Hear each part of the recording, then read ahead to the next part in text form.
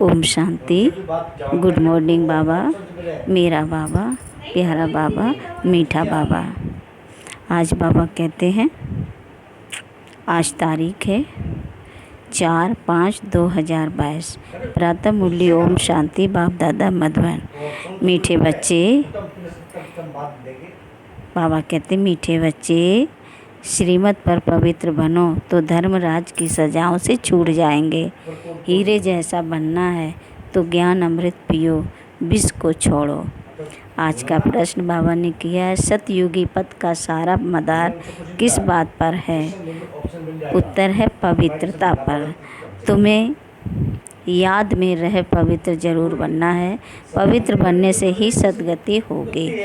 जो पवित्र नहीं बनते वो सजा खाकर अपने धर्म में चले जाते हैं। तुम भल घर में रहो परंतु किसी देहधारी को याद नहीं करो। पवित्र रहो तो ऊंच पद मिल जाएगा। आज का गीत है, तुम्हें पाके हमने जहां पा लिया, जमीन तो जमीन आसमां पा लिया। ओम शांति, ओम शांति, ओम शांति। शिव भगवान वाच। और कोई को भी भगवान नहीं कहा जाता। एक निराकार परम पिता परमात्मा को ही शिव बाबा कहा जाता है। वह है सभी आत्माओं का बाप। पहले यह निश्चय होना चाहिए, हम शिव बाबा के बच्चे ज़रूर हैं। दुख के समय कहते हैं परमात्मा सहायता करो, रहम करो। यह भी नहीं जानते कि हमारी आत्मा परमात्मा को याद करती है। अहम आत्मा का बाप वह है। इस समय सारी दुनिया है पतित आत्माओं की। इस समय सारी दुनिया है पतित आत्माओं की। गाते हैं, हम पापी नीच हैं, आप संपूर्ण निर्विकारी हैं, परंतु फिर भी अपने को समझते नहीं हैं। बाप समझाते हैं कि जब तुम कहते हो भगवान बाप एक है तो तुम सब आपस में भाई भाई हो गए, फिर शरीर के नाते सब भाई बहन ठहरे। शिव बाबा के बच्चे फिर प्रजापिता ब्रह्मा के भी बच्चे ठहरे। यह तुम्हारा बेहद का बाप टीचर गुरु है। यह कहते हैं, मैं तुमको पतित नहीं बनाता हूँ, मैं तो आया हूँ पावन बनाने। अगर मेरी मत पर चलेंगे तो यहाँ तो सब मनुष्य रावण मत पर हैं, सब में 5 विकार हैं। बाप कहते हैं, अब निर्विकारी बनो, श्रीमत पर चलो, परंतु विकारों को छोड़ते ही नहीं हैं तो स्वर्ग के मालिक बनते नहीं। बाबा कहते हैं, विकारों को छोड़ते नहीं हैं तो स्वर्ग के मालिक बनते नहीं। सब अजामिल जैसे पापी बन गए हैं। रावण संप्रदाय है, यह शोक वाटिका है, कितना दुखी हैं। बाप आकर फिर रामराज बनाते हैं। तो तुम बच्चे जानते हो कि यह सच्चा युद्ध का मैदान है। गीता में भगवान कहते हैं, काम महाशत्रु है, इन पर जीत पहनो। सो तो पहनते नहीं हैं। अभी बाप बैठ समझाते हैं, तुम्हारी आत्मा इन आर्गन्स द्वारा सुनती है, फिर सुनाती है, एक्ट आत्मा करती है। हम आत्मा हैं, शरीर धारण कर पाठ बजाती हैं, परंतु मनुष्य आत्माभिमानी के बदले देह अभिमानी बन पड़े हैं। अब बाप कहते हैं, देही अभिमानी बनो। सतयुग में आत्माभिमानी रहते हैं, परमात्मा को नहीं जानते हैं। यहाँ तुम देह अभिमानी हो और परमात्मा को भी नहीं जानते हो, इसलिए तुम्हारी ऐसी दुर्गति हो गई है। दुर्गति को भी समझते नहीं। जिनके पास धन बहुत है वह तो समझते हैं हम स्वर्ग में बैठे हैं। बाप कहते हैं, यह सब गरीब बन जाते हैं क्योंकि विनाश होना है। विनाश होना तो अच्छा है ना, हम फिर मुक्ति धाम में चले जाएंगे, इसमें तो खुश होना चाहिए। तुम मरने के लिए तैयारी कर रहे हो। मनुष्य तो मरने से डरते हैं। बाप तुमको बैकुंठ ले चलने के लिए लायक बना रहे हैं। बाप तुमको बैकुंठ ले चलने के लिए लायक बना रहे हैं। पतित दुनिया में ही जन्म लेते रहते हैं। बाबा ने कहा, पतित तो पतित दुनिया में ही जन्म लेते रहते हैं, स्वर्गवासी कोई भी नहीं होते। मूल बात बाप कहते हैं, पवित्र बनो। पवित्र बनने बगैर पवित्र दुनिया में चल नहीं सकेंगे। पवित्रता पर ही अबलाओं पर मार पड़ती है। विष को अमृत समझते हैं। बाप कहते हैं, ज्ञान अमृत से तुमको हीरे जैसा बनाता हूँ, फिर तुम विष खाकर कौड़ी जैसे क्यों बनते हो? आधा कल्प तुमने विष खाया, अब मेरी आज्ञा मानो, नहीं तो धर्मराज के डंडे खाने पड़ेंगे। लौकिक बाप भी कहते हैं, बच्चे ऐसा काम नहीं करो जो कुल का नाम बदनाम हो। बेहद का बाप कहते हैं, श्रीमत पर चलो, पवित्र बनो। अगर काम चिता पर बैठे तो तुम्हारा मुँह काला तो है और ही काला हो जाएगा। अभी तुमको ज्ञान चिता पर बिठाए गोरा बनाते हैं। काम चिता पर बिठाने से स्वर्ग का मुँह भी नहीं देख सकेंगे। इसलिए बाप कहते हैं, अब श्रीमत पर चलो। बाप तो बच्चों से ही बात करेंगे ना, बच्चे ही जानते हैं। बाप हमको स्वर्ग का वर्षा देने आए हैं। कलयुग अब पूरा होना है। जो बाप की श्रीमत पर चलेंगे उनकी ही सद्गति होगी। पवित्र नहीं बनेंगे तो सजा खाकर अपने धर्म में चले जाएंगे। सजा खाकर अपने धर्म में चले जाएंगे। भारतवासी ही स्वर्गवासी थे, अब पतित बन पड़े हैं। स्वर्ग का पता ही नहीं है। तो बाप कहते हैं, तुम मेरी श्रीमत पर ना चल, औरों की मत पर चल। बेकार में गए तो मरे, फिर भल पिछाड़ी में स्वर्ग में आएंगे, परंतु पद बहुत हल्का पाएंगे। अभी जो साहूकार हैं वह गरीब बन जाते हैं, और जो यहाँ गरीब हैं वह साहूकार बनेंगे। बाप गरीब निवाज है, सारा मदार पवित्रता पर है। बाप के साथ योग लगाने से तुम पावन बनेंगे। बाप बच्चों को समझाते हैं, मैं तुमको राजयोग सिखलाता हूँ, मैं घर वार नहीं छुड़ाता हूँ। भल घर में रहो, परंतु बेकार में मत जाओ, और कोई भी देहधारी को याद नहीं करो। इस समय सब पतित हैं। सतयुग में पावन देवता थे, इस समय वह भी पतित बन पड़े हैं। पुनर्जन्म लेते लेते अब अंतिम जन्म हो गया है। अब बाबा कहते हैं, तुम सब पार्वतियाँ हो, तुमको अब अमरनाथ बाप अमर कथा सुना रहे हैं। अमरपुरी का मालिक बनाने तो अब अमरनाथ बाप को याद करो। याद से ही तुम्हारे विकर्म विनाश होंगे। बाकी शिव शंकर व पार्वती कोई पहाड़ों पर नहीं बैठे हैं। यह सब भक्ति मार्ग के धक्के हैं। आधा कल्प बहुत धक्के खाए हैं। अब बाबा कहते हैं, मैं तुमको स्वर्ग में ले जाऊंगा। सतयुग में सुख ही सुख है ना, सतयुग में सुख ही सुख है। ना धक्के खाते ना गिरते, मुख बात है ही पवित्र रहने की। यहाँ जब बहुत अत्याचार करते हैं तो पाप का घड़ा भर जाता है और विनाश होता है। अब एक जन्म पवित्र बनो तो पवित्र दुनिया के मालिक बन जाएंगे। अब जो श्रीमत पर चलें। अगर कल्प पहले श्रीमत पर नहीं चले हैं तो अभी भी नहीं चलेंगे, ना पद पाएंगे। एक बाप के तुम बच्चे हो, तुम तो आपस में भाई बहन हो गए, परंतु बाप का बनकर अगर गिरे तो और भी सरातल में चले जाएंगे और ही पाप आत्मा बन जाएंगे। यह है ईश्वरी गवर्नमेंट। अगर मेरी मत पर पवित्र नहीं बने तो धर्मराज द्वारा बहुत कड़ी सज़ा खानी पड़ेगी। जन्म जन्मांतर के जो पाप किए हैं उन सब की सज़ा खाकर हिसाब किताब चुकता करना होगा। या तो योग बल से विकर्मों को भस्म करना होगा और या तो बहुत कड़ी सज़ा खानी पड़ेगी।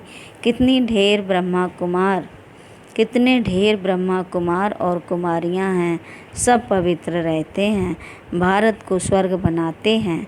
तुम हो शिव शक्ति पांडव सेना, गोप गोपियाँ इसमें दोनों आ जाते हैं। भगवान तुमको पढ़ाते हैं, लक्ष्मी नारायण को भगवती भगवान कहते हैं। उन्हों को जरूर भगवान ने ही वर्षा दिया होगा। भगवान ही आकर तुमको देवता बनाते हैं। सतयुग में यथा राजा रानी तथा प्रजा रहते हैं, सब श्रेष्ठाचारी थे। अब रावण राज्य है। अगर राम राज्य में चलना है तो पवित्र बनो और राम की मत पर चलो। रावण की मत से तो तुम्हारी दुर्गति होती है। गाया हुआ भी है, किनकी दबी रहेगी धूल में, किनकी चोर लूट ले जाए और किनकी आग लग जाए। धनी वो है जो भगवान के कार्य में अपना धन सफल करे। सोना आदि जमीन में दीवारों में छिपाते हैं, अचानक मरेंगे तो सब कुछ वहाँ ही रह जाएगा। विनाश तो होना ही है।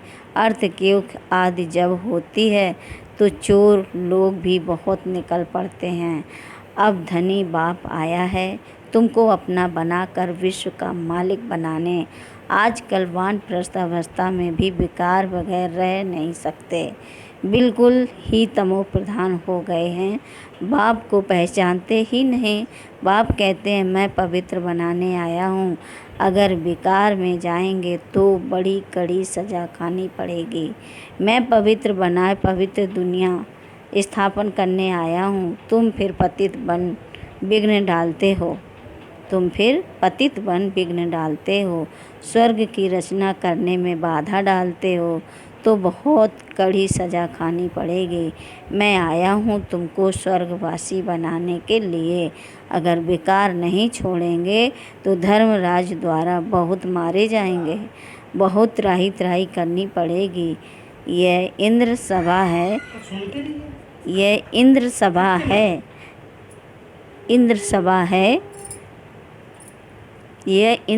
है, कहानी है ना।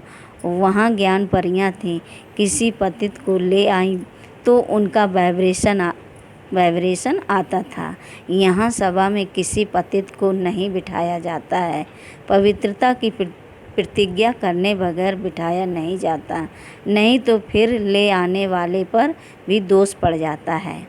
बाप तो जानते हैं फिर भी ले आते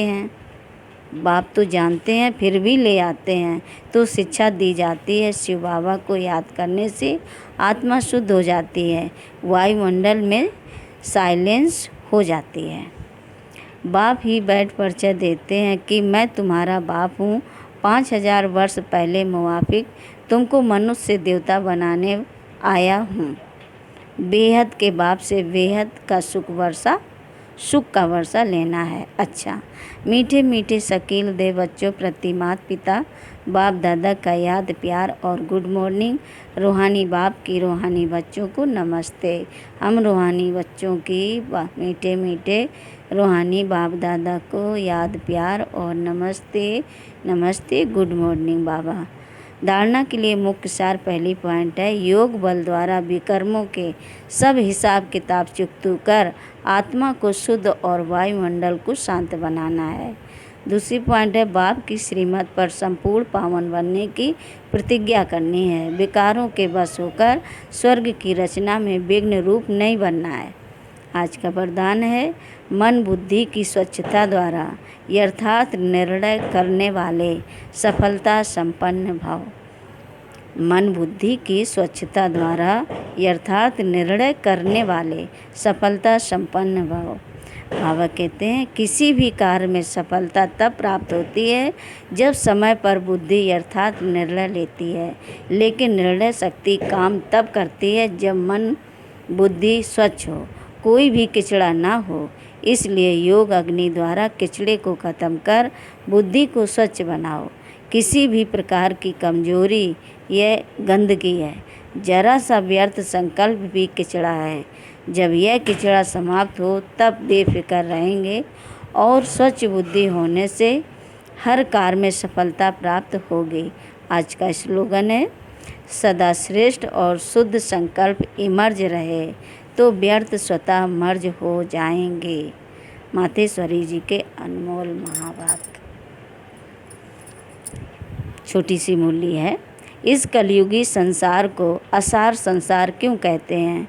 क्योंकि इस दुनिया में कोई सार नहीं है। माना कोई भी वस्तु में वह ताकत अथवा सुख, शांति, पवित्रता नहीं है। इस सृष्टि पर कोई समय सुख, शांति, पवित्रता थी, अभी वह नहीं है, क्योंकि अभी हर एक में 5 भूतों की प्रवेशता है। इसलिए ही इस सृष्टि को भय का सागर अथवा कर्म बंधन का सागर कहते हैं। इसमें हर एक दुखी हो परमात्मा को पुकार रहे हैं, परमात्मा हमको भव सागर से पार करो। इससे सिद्ध है कि जरूर कोई अभय अर्थात निर्भयता का भी संसार है जिसमें चलना चाहते हैं। इसलिए इस संसार को पाप का सागर कहते हैं, जिससे पार कर पुण्य आत्मा वाली दुनिया में चलना चाहते हैं। तो दुनियाएं दो हैं, एक सतयुगी सार वाली दुनिया, दूसरी है कलयुगी असार की दुनिया। दोनों दुनियाएं इस सृष्टि पर होती हैं। मनुष्य कहते हैं, हे प्रभु, हमें इस भव सागर से उस पार ले चलो। उस पार का मतलब क्या है? लोग समझते हैं उस पार का मतलब है जन्म मरण के चक्कर में आना अर्थात मुक्त हो जाना। अब यह तो हुआ मनुष्य का कहना, परंतु परमात्मा कहते हैं, बच्चों, सचमुच जहाँ सुख शांति है, दुख अशांति से दूर हैं, उस दुनिया में मैं तुमको ले चलता हूँ। जब तुम सुख चाहते हो तो ज़रूर वो इस जीवन में होना चाहिए। अब वो तो सतयुगी वैकुंठ के देवताओं की दुनिया थी, जहाँ सर्वदा सुखी जीवन थे। उन देवताओं को अमर कहते थे। अब अमर का भी कोई अर्थ नहीं है। ऐसे तो नहीं, देवताओं की आयु इतनी बड़ी थी जो कभी मरते नहीं थे। अब यह कहना उन्हों का रॉन्ग है, क्योंकि ऐसे है नहीं। उनकी आयु कोई सतयुग त्रेता तक नहीं चलती है, परंतु देवी देवताओं के जन्म सतयुग त्रेता में बहुत हुए हैं। 21 जन्म तो उन्होंने अच्छा राज्य चलाया है, और फिर 63 जन्म द्वापर से कलयुग के अंत तक टोटल उन्हों के जन्म चढ़ती कला वाले 21 हुए और उतरती कला वाले 63 हुए। टोटल मनुष्य 84 जन्म लेते हैं। बाकी यह जो मनुष्य समझते हैं कि मनुष्य 84 लाख योनियाँ भोगते हैं, यह कहना भूल है। अगर मनुष्य अपनी योनि में सुख दुख दोनों पार्ट भोग सकते हैं, तो फिर जानवर योनि में